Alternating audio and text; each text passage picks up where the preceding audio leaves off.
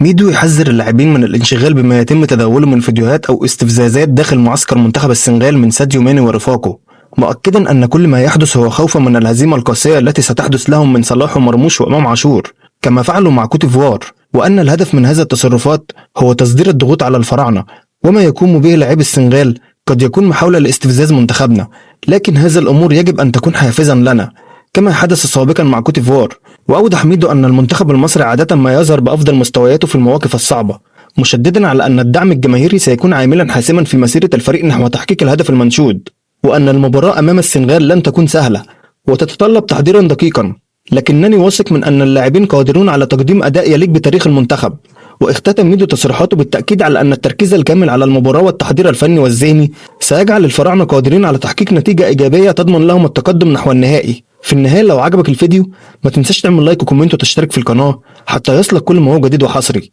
وشكرا.